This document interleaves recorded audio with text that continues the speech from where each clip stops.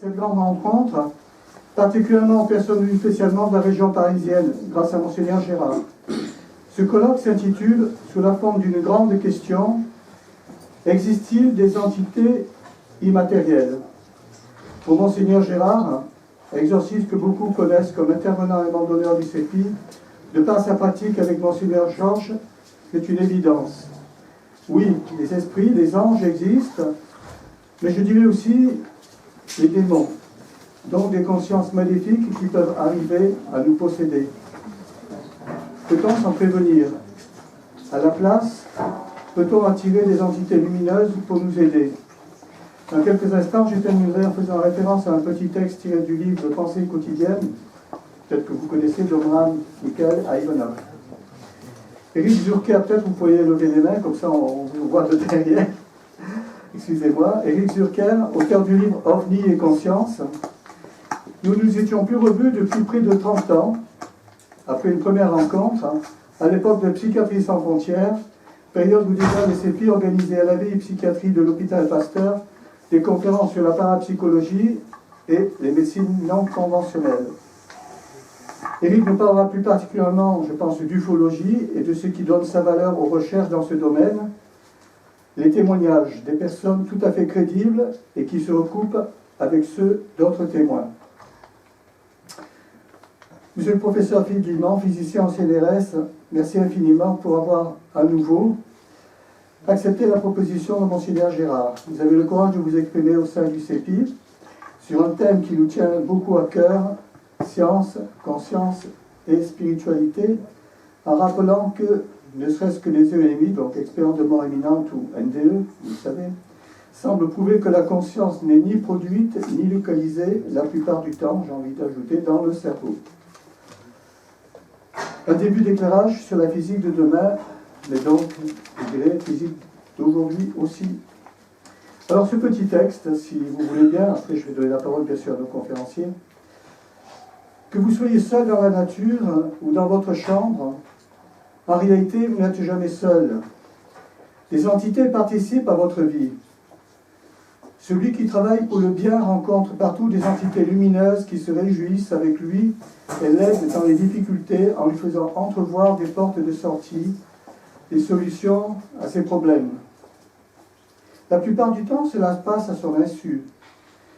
Mais s'il s'efforce de prendre conscience de ses présences bienveillantes, il en bénéficiera beaucoup mieux. Comment attirer à vous ces entités?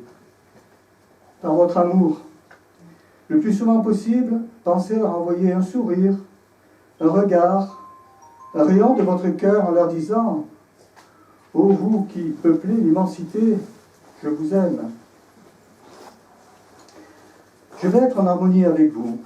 Je veux vous comprendre. » Personne peut-être autour de vous ne s'apercevra que vous avez envoyé un message dans l'espace, mais ces entités lumineuses, elles, s'en apercevront, elles recevront votre amour, elles s'en réjouiront et vous le renverront au centuple. C'est cela les vrais échanges, la vraie communion. Maintenant, je vous demande surtout d'applaudir très très très fort nos conférenciers qui sont vraiment de très grande qualité. Je les remercie du fond du cœur d'accepter de nous écouter ici. Pardon. Vous voulez un autre micro? Vous voulez un micro qui porte un peu plus ou pas? Oui.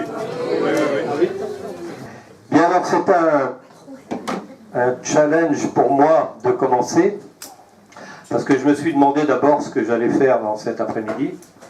Lorsque Michel Saramito m'a sollicité, et je ne voyais pas trop ce que je pouvais apporter au débat, et puis parce que je m'étais d'abord focalisé peut-être sur le problème extraterrestre, et le lien avec mes activités n'était pas spécialement évident.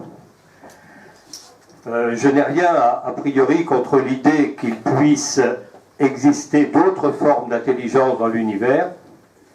J'irais même jusqu'à souhaiter qu'il en soit ainsi, car s'il s'avérait que les terriens sont ce que le Créateur a fait de plus intelligent et de plus performant, vous conviendrez avec moi qu'il y a encore du travail pour améliorer le modèle. Alors j'exerce depuis quelques années l'activité d'exorciste, et à ce titre, et c'est là où probablement je suis pertinent avec le problème d'aujourd'hui, notre sujet d'aujourd'hui. Je crois que je suis quotidiennement aux prises avec justement des entités immatérielles qui se manifestent de manière extrêmement variée. Je crois que ce problème des forces occultes, capables de perturber l'intégrité physique et mentale des humains, c'est un problème aussi ancien que l'humanité elle-même, et c'est pourquoi, à travers le temps, des hommes se sont en quelque sorte spécialisés dans ce genre d'activité, soit parce qu'ils avaient développé des dons particuliers, soit parce qu'ils avaient reçu un enseignement à caractère ésotérique, et cet enseignement étant retransmis par les coutumes propres à toutes ces sociétés antiques. Je pense bien sûr aux civilisations chamaniques, qui, bien qu'en voie de disparition, peuvent encore être étudiées par les ethnologues sur plusieurs points de notre planète. Il n'est pas surprenant que dans les sociétés antiques, les prêtres se soient appropriés le pouvoir dans sa partie occulte. Ces hommes se montraient capables de se connecter avec un univers invisible, invisible pour le commun des mortels, mais qui était pour eux quelque chose de parfaitement connu. Enfin, parfaitement, c'est peut-être beaucoup dire. À partir du moment où je fonctionne dans ces mondes un peu parallèles, il y a une véritable transgression des mondes, et les moyens d'accéder à ces états de conscience modifiés relèvent évidemment de pratiques comme le contrôle très élaboré de son corps, contrôle de ses fonctionnements vitaux, la possibilité de se mettre en transe ou dans des états méditatifs, on pourrait dire d'élargissement de la conscience. On ne peut pas exclure non plus que ces états pouvaient et peuvent encore être facilités par l'absorption de substances permettant d'accéder à ces niveaux particuliers de conscience. L'absorption de ces substances étant évidemment dans ce cas très précisément contrôlée. On peut l'observer encore de nos jours dans le continent sud-américain, et ces civilisations premières que l'on peut qualifier de chamaniques présentent toujours des hommes, c'est-à-dire des chamans ou des prêtres ou des devins qui officient dans ces cérémonies et sont capables de se connecter aux forces de la nature et aux esprits de la nature, qui sont donc pour nous des entités immatérielles. Le chaman en général parvient à concilier dans les sociétés antiques ou les sociétés d'aujourd'hui qui sont encore dans le chamanisme. Le chaman concilie les rôles de devin, de psychothérapeute, de prêtre, de médecin, et il devient ainsi un véritable expert en matière de conscience. Il est capable de modifier son propre fonctionnement parce qu'il parvient à solliciter les intelligences sur des plans de réalité différents. Le chaman va alors intégrer des esprits étrangers, c'est-à-dire des entités immatérielles, et jouer un rôle de médiateur entre ces entités et le monde. Dans le monde chamanique, en règle générale, on distingue la plupart du temps trois niveaux, on pourrait dire trois mondes. Un monde ou un plan élevé au plan de la conscience, un plan intermédiaire dans lequel vivent la plupart d'entre nous, et un plan inférieur qui est, lui, enlisé dans des énergies de basse qualité. Pour résumer, et en tant qu'exorciste, j'adhère absolument à cette approche des mondes chamaniques et à cette idée des trois mondes. Je distingue en effet un plan éthérique, un plan astral, un plan subtil, dans lequel nous travaillons tous les jours lorsqu'il s'agit des cas de possession. On trouve la plupart du temps d'ailleurs cette présentation globale dans les ouvrages spécialisés, mais vous pouvez avoir dans ce domaine beaucoup de nuances et de complexification. Alors, que va-t-on chercher dans les mondes parallèles? Que va-t-on chercher sur des niveaux de réalité parallèles? En fait, le but, c'est d'utiliser notre cerveau pour avoir accès à un seuil qui nous fait pénétrer dans une réalité indépendante de ce cerveau et de son analyse objective. Et là, évidemment, on constate une réelle parenté d'approche entre les civilisations antiques jusqu'à la pratique de l'exorcisme qui subsiste encore aujourd'hui, même dans nos pays civilisés. À vrai dire, cette spécialisation d'exorcisme est réservée à quelques religieux qui possèdent ce charisme particulier. Et l'exorcisme a bien failli disparaître dans nos sociétés occidentales, qui héritent du siècle des Lumières, et dans lequel la science se faisait un devoir et se donnait la mission de tout expliquer. Il faut savoir que l'exorcisme a peu à peu disparu des pratiques de l'Église catholique en particulier, et cela depuis déjà presque 3 siècles. Les universités pontificales, les séminaires avaient décidé qu'il s'agissait de pratiques d'un autre âge, et les évêques eux-mêmes ne voyaient plus la nécessité de maintenir un exorciste en activité dans les diocèses.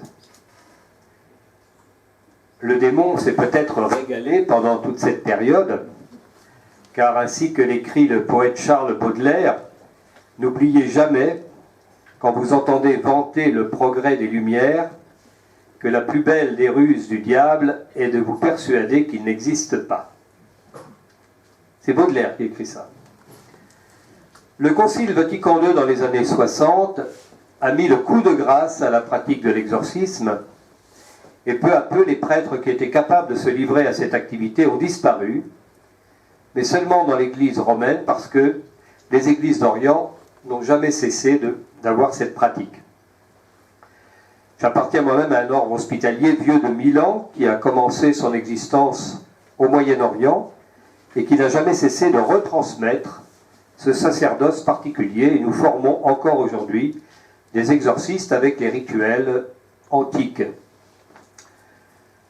Former des exorcistes, c'est-à-dire des hommes capables de franchir les limites de ce monde invisible dont les dimensions nous échappent et qui semble, à l'expérience, porter une fantastique quantité d'informations qui ne nous apparaissent pas évidentes dans le monde, on va dire, ordinaire.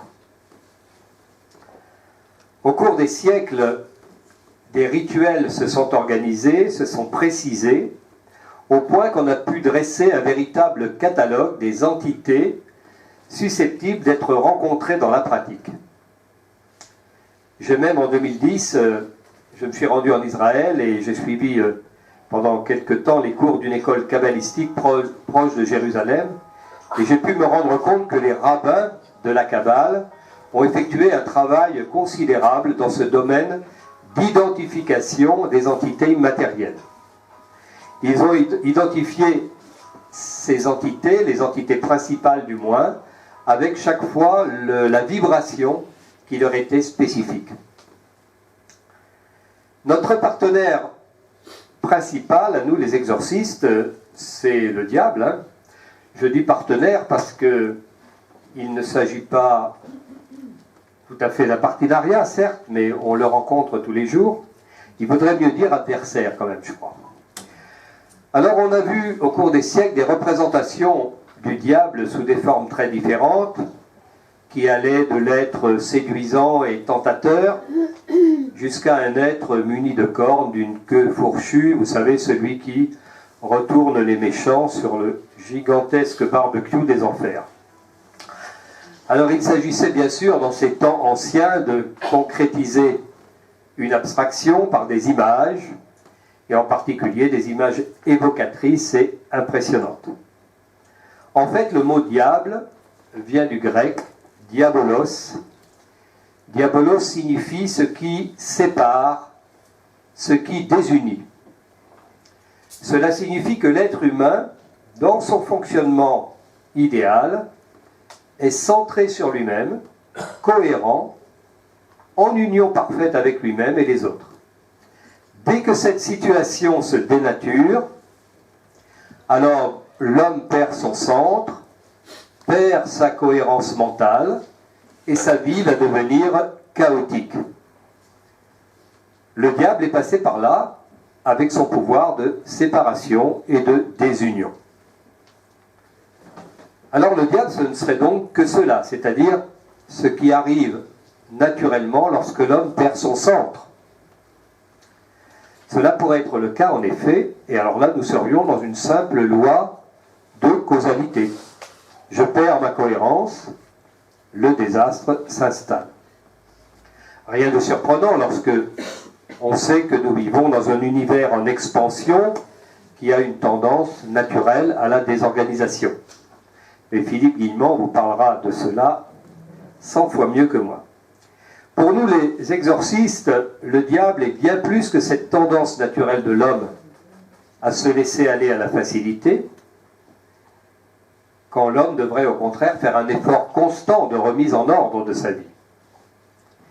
Il se pourrait même, selon nous, que le diable soit en quelque sorte une entité immatérielle, intelligente, capable de provoquer le désordre dans le monde en intervenant sur la conscience des êtres vivants, et en particulier la conscience humaine.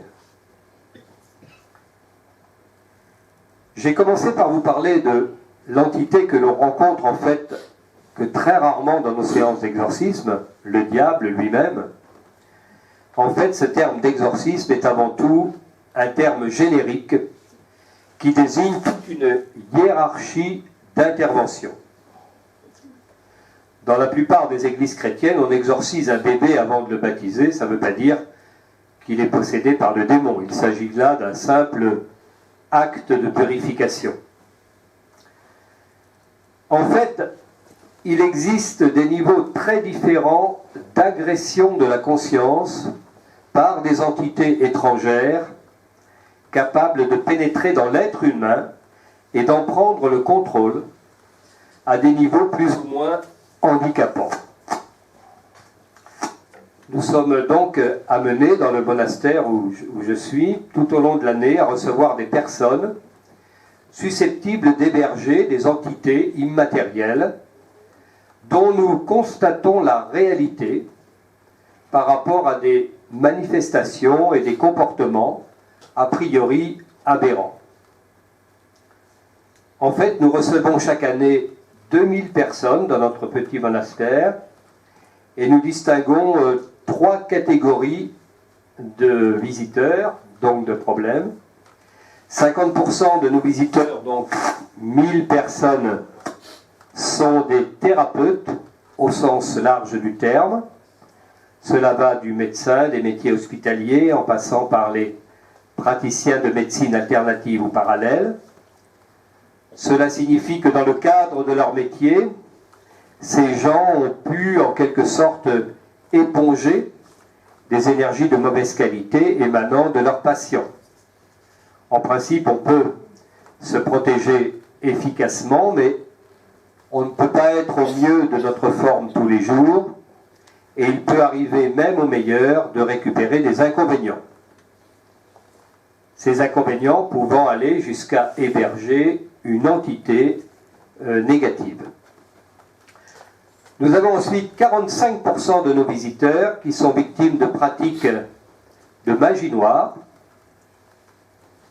ou une autre activité du même genre. Et là, nous retrouvons encore, et plus que dans la première partie, la possibilité d'entités immatérielles. Et puis, il nous reste 5% qui sont les cas de possession démoniaque avérée, où là, nous avons affaire à des entités immatérielles dûment identifiées qui possèdent une véritable identité. Nous intervenons également fréquemment dans des maisons pour y effectuer des exorcismes. Et là, nous pouvons trouver aussi des entités qui ont conçu pour le lieu un attachement très fort, mais il peut s'agir également de dames errantes qui ont vécu un épisode violent à cet endroit et qui continuent à tourner autour de l'endroit jusqu'à temps qu'il y ait une possibilité de libération. Nous appelons ça communément la mémoire des murs. Je laisse de côté les interventions qui sont dues dans les maisons à la présence d'enfants à l'âge de la puberté et qui peuvent, pour certains d'entre eux, déclencher des manifestations paranormales. Mais dans ce cas, il ne s'agit pas directement d'entités immatérielles, donc ce n'est pas le sujet d'aujourd'hui.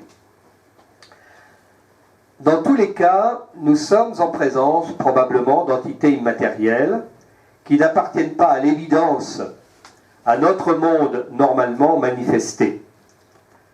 Quant à savoir si ces entités se manifestent sur le plan éthérique, astral ou subtil, il n'est pas très facile de faire cette analyse, dans la mesure où notre problème, à nous, exorcistes, c'est d'observer toutes ces interactions sans chercher nécessairement d'explication rationnelle et encore moins scientifique. Le flou qui entoure les définitions comme l'âme et l'esprit ne date pas d'aujourd'hui. Ces appellations masquent souvent des connotations religieuses ou philosophiques.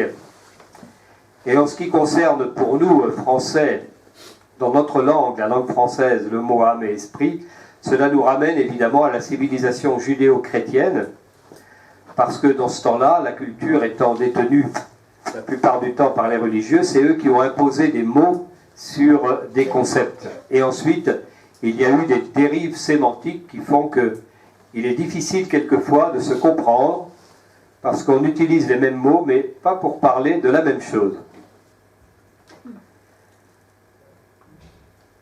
Dans les évangiles de Paul, on lit que l'homme est composé d'un esprit, d'une âme et d'un corps.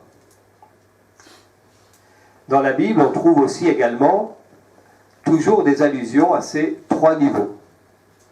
Donc en fait, on peut considérer que l'homme est constitué de trois composantes: l'homme matériel, l'homme psychique et l'homme spirituel, c'est-à-dire l'homme matériel fait d'os et de chair et de sang, l'homme psychique abstrait avec le siège des sentiments, des émotions, des tentations aussi, de la force, de la faiblesse de caractère, des intuitions, de la subjectivité.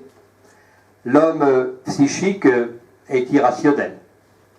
Et puis il y a l'homme spirituel, lui qui est dans l'abstrait, le siège de la raison, de la logique, de l'intelligence, de la conscience.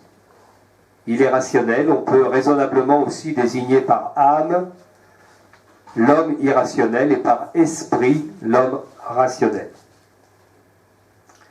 Là, nous tombons évidemment sur les considérations en psychologie du soi et du moi. De notre point de vue, après quelques siècles de pratique, nous pensons que ces entités immatérielles pénètrent dans les êtres humains par une loi que l'on pourrait appeler la loi des affinités vibratoires.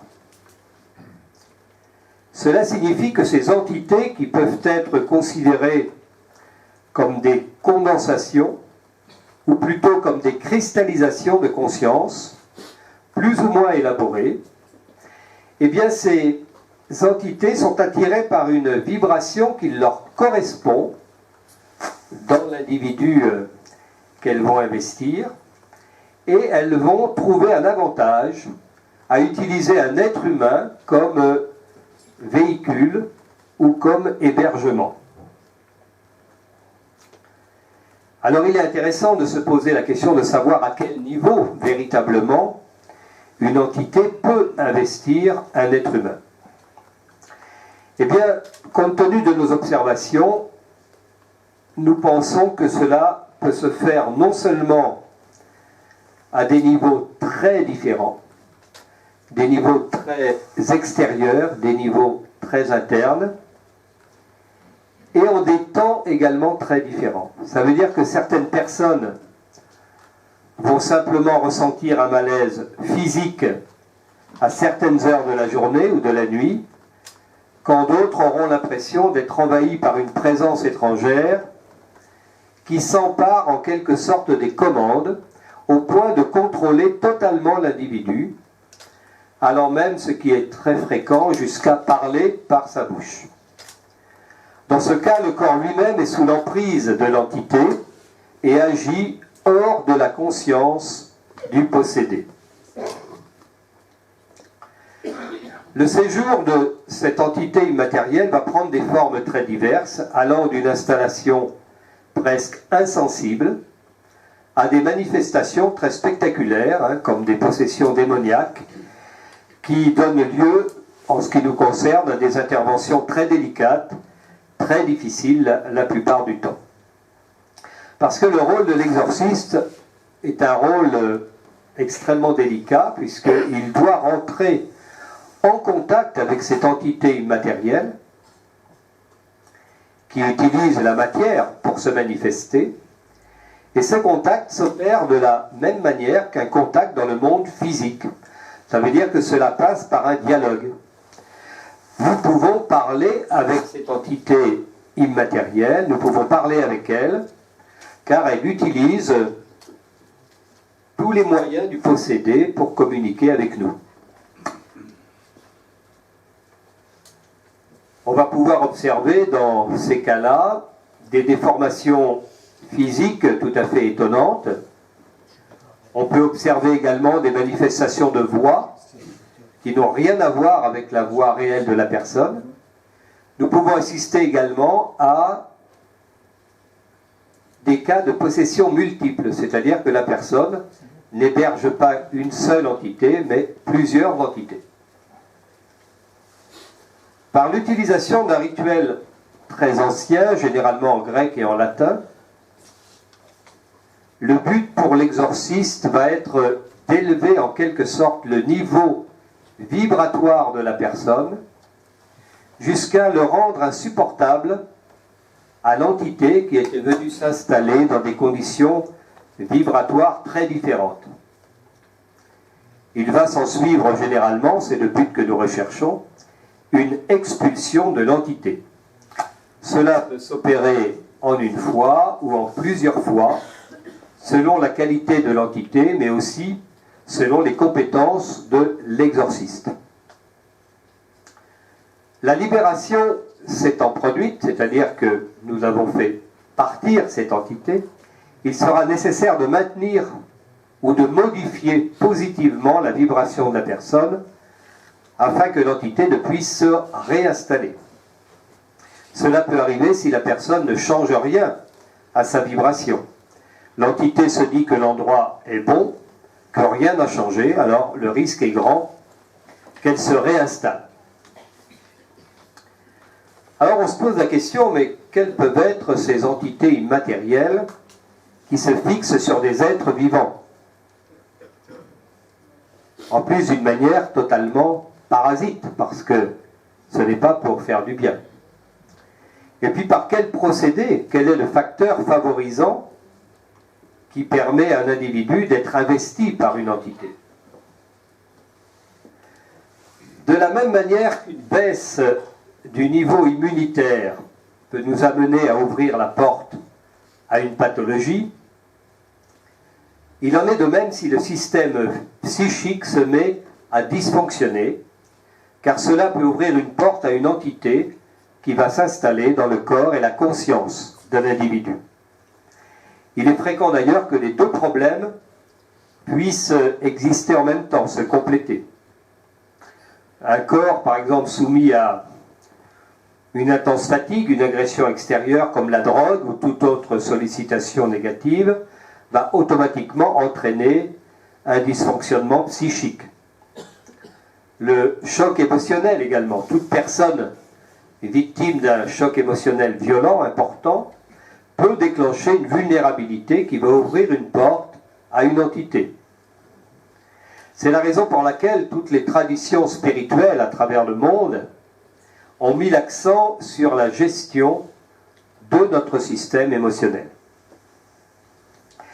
La négativité aussi peut être un facteur de risque. On connaît tous des personnes qui ont une nature pessimiste, qui voient toujours les inconvénients d'une situation avant d'en considérer les avantages.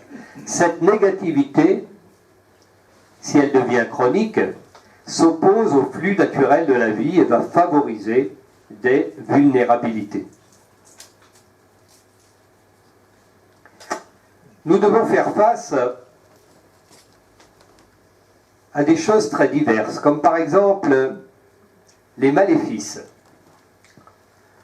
Également les sorts, c'est-à-dire lorsqu'on vous jette un sort. Alors tout cela, évidemment, est de l'ordre de la sorcellerie. Ça paraît, pour beaucoup d'entre vous, des choses d'un autre âge, complètement éloignées, voire carrément inexistantes.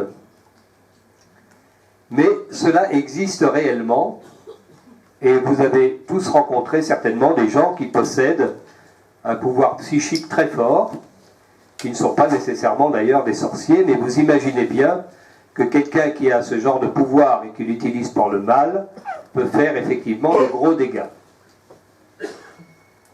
Ces techniques de sorcellerie n'ont jamais quitté l'espace européen, elles sont encore très utilisées. Ce ne sont pas tout à fait les mêmes en zone rurale qu'en zone urbaine. En zone rurale, vous allez trouver des troupeaux frappés de mortalité chez le fermier voisin, etc. Est-ce qu'on peut parler d'intervention d'entités immatérielles ici? C'est pas tout à fait certain. En tout cas, il est évident que on peut, en jetant un sort à quelqu'un, permettre l'ouverture d'une porte à une identité, à une entité. L'envoûtement aussi. L'envoûtement consiste à prendre le contrôle d'une personne. Alors il y a des manipulateurs qui parviennent facilement à prendre le contrôle de quelqu'un sans user nécessairement de sorcellerie. Et puis il y a les sorciers qui vont à distance mettre en place des protocoles avec quelquefois d'ailleurs l'aide d'entités qui vont être complices, collaboratrices de l'opération et mettre en place un protocole qui peut aller jusqu'à la mort de la victime. La magie noire, l'ensemble de toutes ces techniques sont innombrables, qui consistent à nuire à l'intégrité d'autrui, à prendre le pouvoir sur son corps et son esprit. Ces prises de possession, ces parasitages sont la plupart du temps le résultat de l'intervention d'une entité immatérielle. Cette entité peut agir sur commande, elle peut aussi venir de sa propre volonté, toujours par cette loi des affinités. Il y a aussi le problème des âmes errantes, qu'on qualifie quelquefois d'âmes familiales. Ce sont des gens qui sont morts et qui continuent à s'accrocher à un proche avec lequel elles entretiennent un lien affectif fort. Un lien affectif qui existait à l'époque où la personne vivait, et ce lien demeure dans la mort.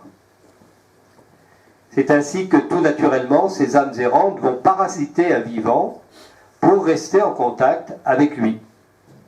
Ce sont généralement de jeunes entités, des morts depuis peu de temps, qui ont conçu des attachements terrestres à des personnes, mais aussi à des lieux, à des biens, et ils ne peuvent plus s'en défaire. Pour nous, le problème des âmes errantes est un des problèmes les plus simples, parce qu'elles ne demandent qu'à partir, elles ne demandent qu'à s'élever, et nous parvenons très facilement à leur donner cette possibilité. Il existe aussi ce qu'on appelle les âmes inquiètes, c'est-à-dire des âmes qui ont peur d'aller dans le bas astral, des gens qui ont vécu à un niveau très grossier. Les Tibétains, par exemple, parlent de ces âmes à partir de gens qui ont pu se suicider, par exemple, et qui, d'après eux, iraient nécessairement dans ces zones basses de l'astral. Alors ces âmes vont errer pendant quelque temps et s'accrocher aussi à un être vivant, souvent de la famille d'ailleurs. Et puis il y a les âmes noires. Là c'est plus difficile pour nous, les exorcistes, parce que elles savent qu'elles ont une vibration qui est celle du bas astral, elles n'en ont pas peur, et là on va trouver ces âmes évidemment résultantes de vies dans lesquelles la personne a pu être un meurtrier, un tortionnaire, ou des gens qui ont vécu vraiment hors des lois naturelles.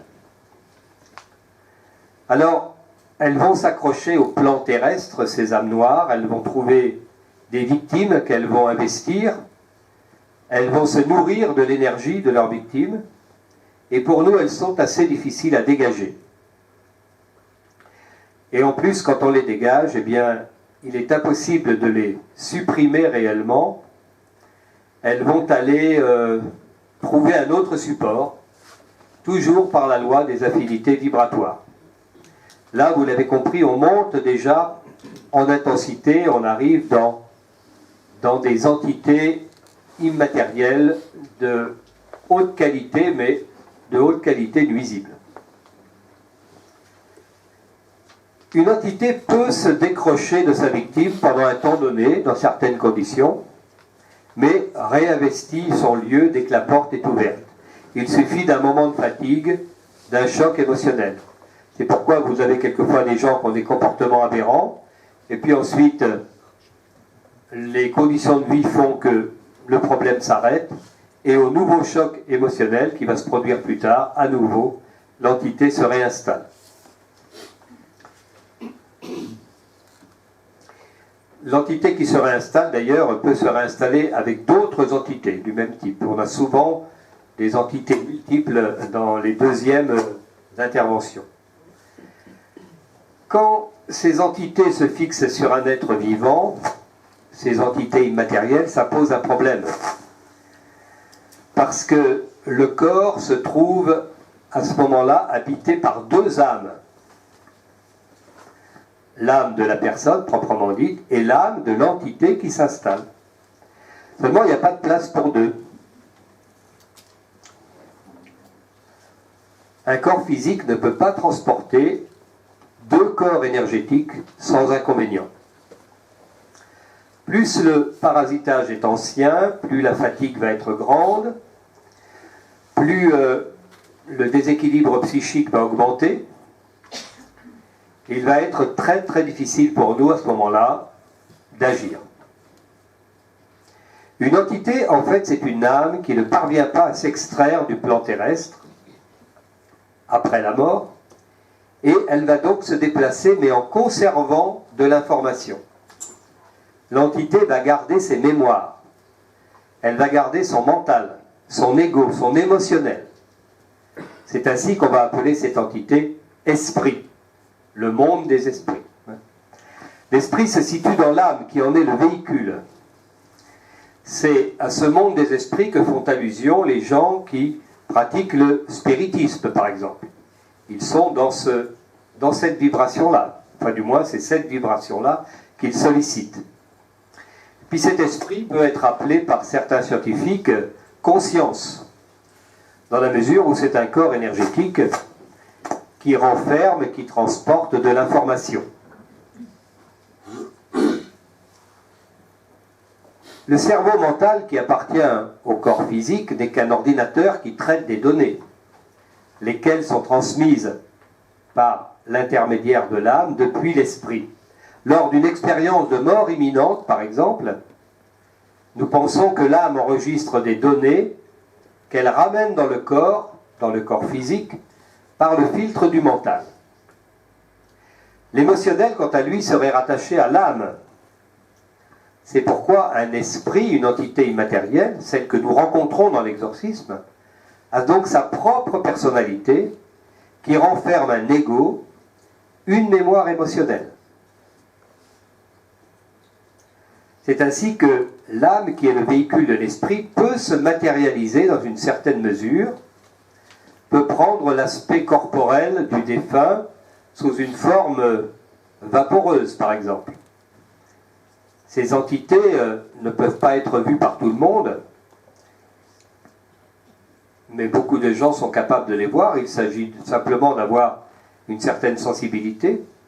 C'est certainement ce qui est à l'origine de ce qu'on appelle depuis toujours les fantômes, les spectres, etc., qui possèdent des densités extrêmement différentes. Quelquefois, ils sont presque matérialisés, d'autres fois extrêmement évanescents.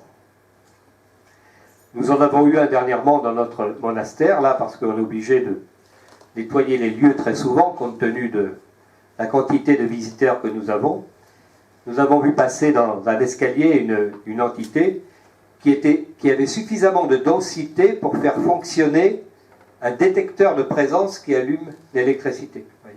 Donc il y avait quand même une certaine densité pour que ça puisse faire fonctionner ce détecteur de présence. Et dans d'autres cas, ça va être quelque chose d'extrêmement flou, pratiquement pas matérialisé. Les personnes clairvoyantes, bien sûr, sont capables de voir ces entités, ces fantômes ou ces spectres. C'est quelquefois un handicap. Nous avons des gens qui viennent pour ce genre de choses parce qu'ils vont quelquefois jusqu'à plus être capables de faire la différence entre l'esprit des morts et des vivants. La frontière pour eux devient très floue. On a tous lu des livres ou vu des films qui parlent de ces sujets. Si vous vous rappelez les évangiles, Jésus apparaît ainsi après sa mort, pendant 40 jours. Son corps est tellement vaporeux qu'il passe au travers des murs. Les apôtres le disent, on l'a vu arriver, mais il a traversé le mur, il n'est pas passé par la porte. C'est bien ce qu'on appelle un fantôme. L'être ici est dématérialisé. Mais on s'aperçoit en lisant les évangiles que cette dématérialisation qui permet de traverser le mur reprend de la densité jusqu'à ce qu'on puisse le considérer comme un être humain matériel. Là, on voit toutes les possibilités de densité possibles.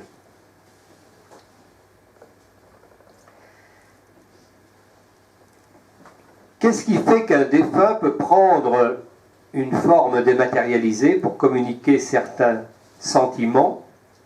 Eh bien, c'est l'ego que véhicule cette entité.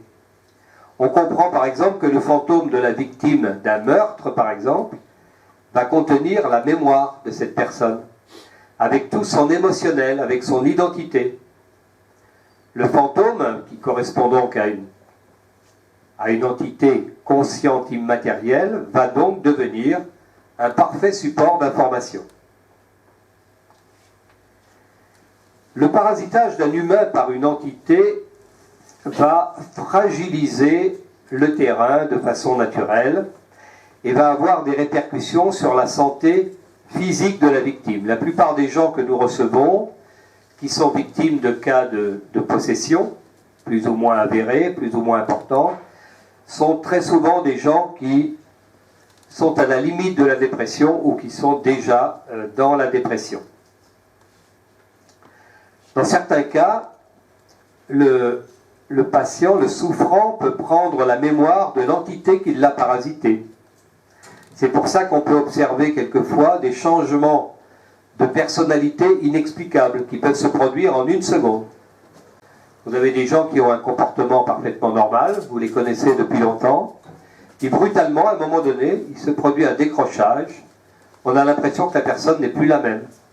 Son regard change, son aspect physique même change, sa voix change, et ça va durer quelques minutes, et ensuite, la situation revient normalement.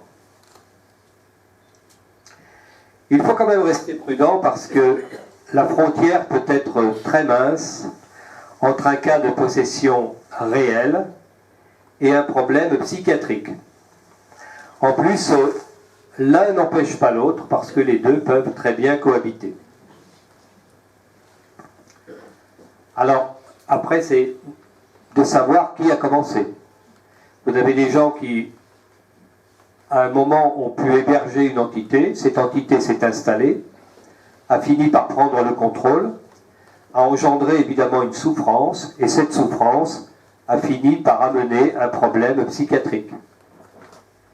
Et puis dans d'autres cas, c'est l'inverse.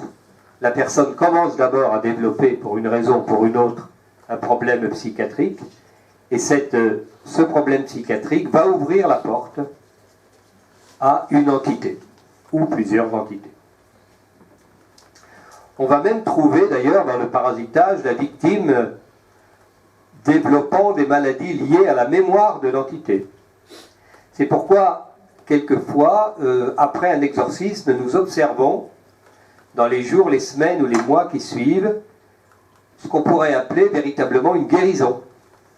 Alors que nous n'avons absolument pas le projet d'opérer une guérison. Pour nous, il s'agit de délivrance de l'âme. Ça n'a donc en principe rien à voir. Cependant, nous constatons régulièrement, tout au long de l'année, que de nombreuses maladies, quelquefois difficiles à diagnostiquer, disparaissent lors d'une délivrance par exorcisme. Il y a donc des répercussions sur le physique, mais cela n'étonnera personne. En ce qui nous concerne, nous prenons soin de ne pas entrer dans un processus quelconque thérapeutique, d'abord parce que ça n'est pas de notre compétence, puis en plus ça ne nous intéresse pas. Même si nous pouvons à l'occasion nous réjouir de ce qui peut apparaître comme une rémission spontanée. Nous travaillons en collaboration avec certains médecins qui travaillent dans le monde de la psychiatrie. Certains même accompagnent des patients chez nous pour observer les comportements. C'est dommage qu'il n'y ait pas plus de relation entre la médecine et nous-mêmes, parce que quelquefois nous nous faisons la réflexion qu'il y a peut-être dans des établissements psychiatriques des gens qui pourraient être libérés très, très facilement peut-être, et qui pourraient mener une vie normale, alors que là ils sont peut-être condamnés à passer le reste de leur vie dans un contexte médicamenteux par exemple. Il se peut aussi que certaines entités se trouvent piégées dans un corps, souhaitent en sortir, mais elles ne peuvent pas. Et alors elles vont s'agiter et provoquer un désordre mental, ce qui va amener la personne à avoir des envies de suicide ou de comportements similaires. Comme l'âme de l'entité a envie de se libérer, elle va engendrer des actions que la victime elle-même ne comprend pas. On assiste encore une fois là à des comportements absolument irrationnels. Alors, pour les gens de l'entourage qui connaissent la personne sous un certain jour, ces comportements sont absolument aberrants. Pour nous, évidemment, c'est très commun et ça ne nous impressionne plus depuis longtemps. Depuis quelques années, nous sommes confrontés de plus en plus souvent à des personnes infestées par des entités immatérielles issues d'autres cultures, comme par exemple la culture arabo-musulmane. Ces esprits, qu'ils appellent eux-mêmes des djinns, sont analogues aux esprits de la culture judéo-chrétienne. Nous les dégageons d'ailleurs dans les mêmes conditions. Au départ, on s'est demandé un peu comment on allait faire. On recevait de plus en plus de gens de cette culture, ou de gens qui avaient eu affaire à des gens de cette culture, et on se demandait comment on allait les libérer. Et en fait, on a trouvé un système qui fonctionne très très bien.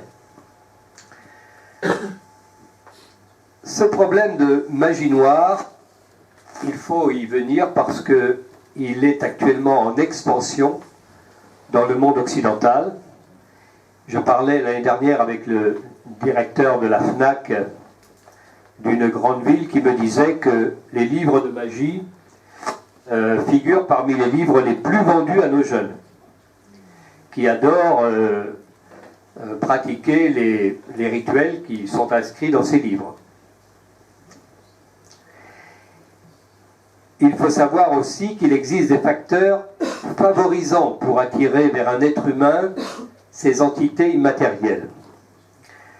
Nous avons vu que c'est toujours une baisse du niveau vibratoire qui entraîne une vulnérabilité.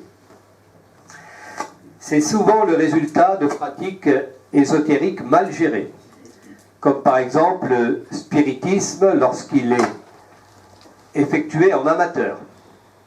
Il y a une pratique spirit de qualité faite par des gens responsables, et puis il y a une partie évidemment plus dangereuse. Nous avons actuellement, depuis 2 ou 3 ans, une recrudescence de gens qui ont des problèmes dus à des pratiques d'écriture automatique. Alors ça, c'est un outil fantastique pour ouvrir des portes à n'importe quoi. Et nous avons beaucoup de problèmes avec ces gens-là. Et puis il y a également la manipulation d'énergie qui sont destinées en principe à soigner, mais qui ne sont pas toujours utilisées par des gens compétents. Et là, nous avons évidemment les 2 catégories de personnes qui viennent nous voir, c'est-à-dire les soignants et les soignés, qui ont des problèmes pas pour les mêmes raisons.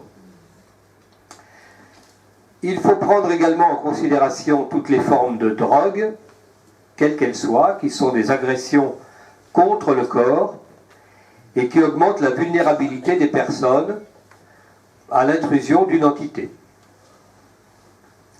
Il y a également des gens dont l'énergie est orientée vers le mal et qui vont en quelque sorte pactiser avec des entités dangereuses. Vous avez certainement entendu parler des sectes sataniques qui se développent actuellement. C'est très à la mode. J'ai lu qu'aux USA, une église satanique venait de se faire officiellement reconnaître par l'État.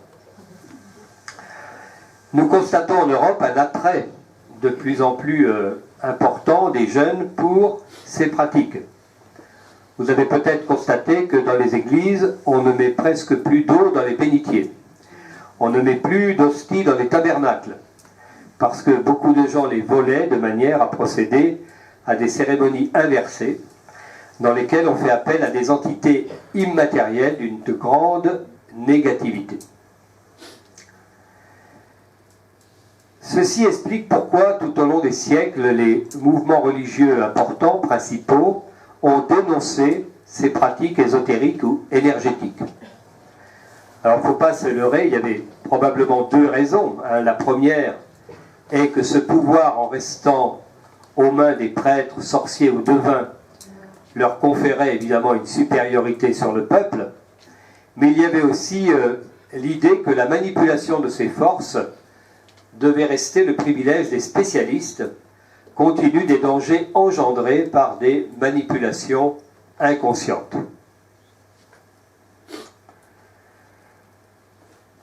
Je crois que, à partir de ce que je viens de vous dire, la démonstration est faite que pour nous, dans le domaine de l'exorcisme, la réalité des entités immatérielles, ne fait aucun doute.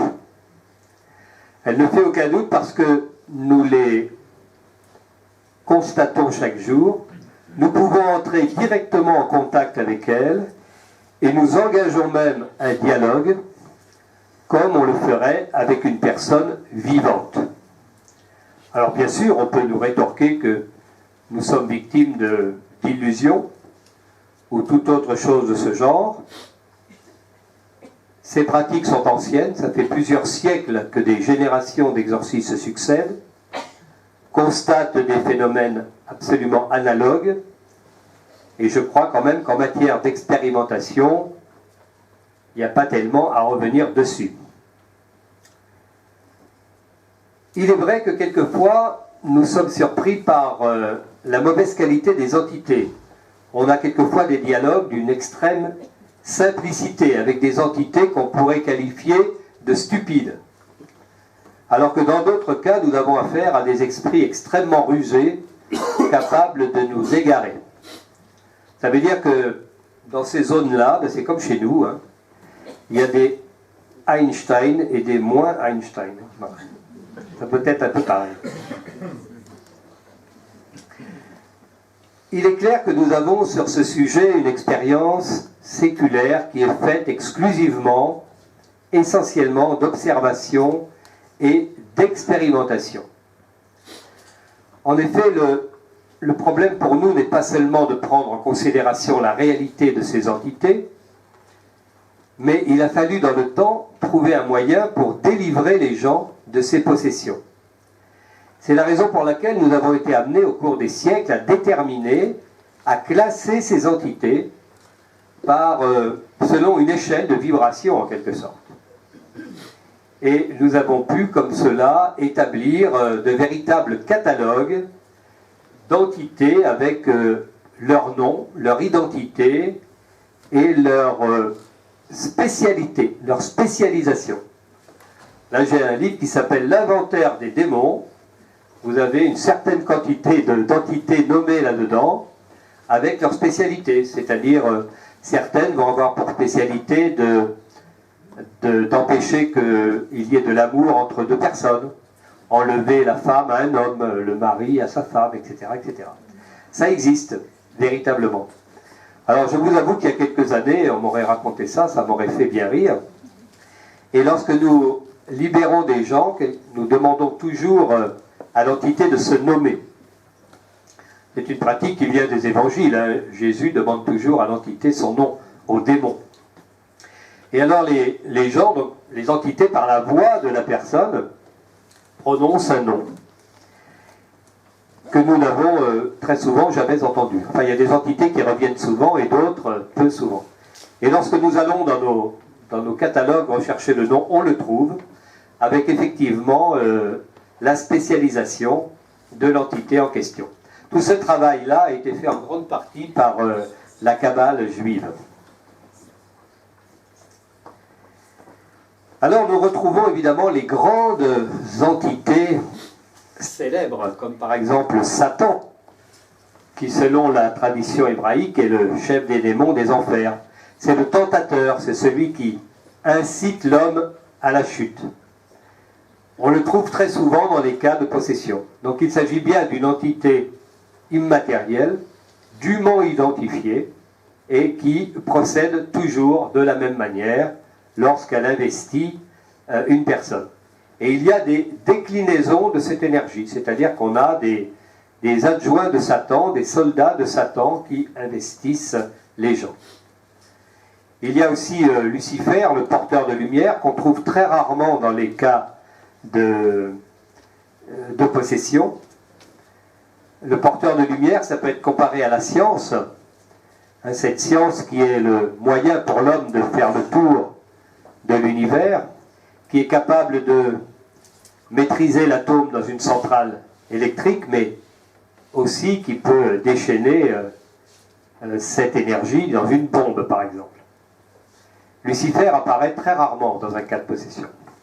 Et puis il y a le diable, alors là c'est le seul moment où l'exorciste renonce à libérer une personne, mais le cas de possession diabolique est absolument rarissime, heureusement, parce qu'elle suppose une collaboration entre la personne et l'entité.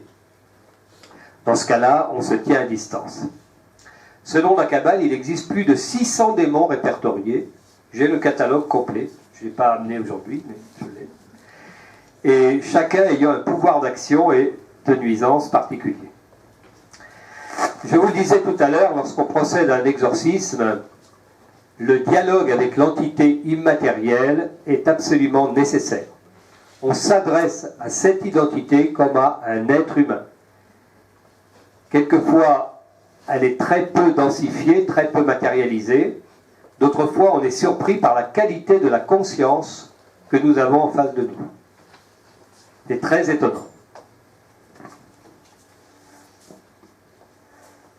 Alors, il est intéressant de voir comment la science peut considérer ce problème, jusqu'à quel point elle peut accepter la réalité de ces entités immatérielles, qui pour nous, évidemment, ne font aucun doute. Mais mon témoignage n'est basé que sur l'observation et l'expérience, hein, c'est tout, l'expérimentation. Et l'explication que la science peut donner aujourd'hui de ces phénomènes, on ne sait pas encore si cela permet d'affirmer la présence scientifiquement d'entités immatérielles dans notre environnement. Pour ce qui nous concerne, on a de la chance parce que nous n'avons nul besoin de la caution de la science pour fonctionner. L'expérimentation basée sur des siècles d'observation et de pratique prend pour nous la force d'une preuve. Il s'agit pour nous d'une réalité que nous expérimentons chaque jour, au quotidien.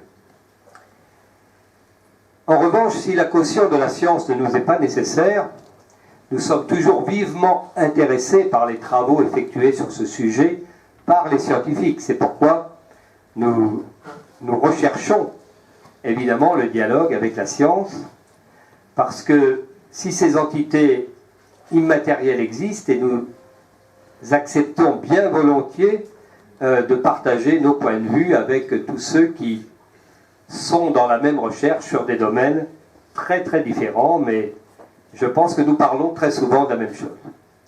Voilà, j'ai fait un tour assez rapide pour vous montrer que pour nous, les entités immatérielles, ce n'est pas une question, ce n'est pas une abstraction, c'est une réalité, c'est de l'ordre de l'énergie, de la vibration, de la conscience, que pour nous cela ne fait pas l'ombre d'un doute et qu'au quotidien, nous y sommes confrontés.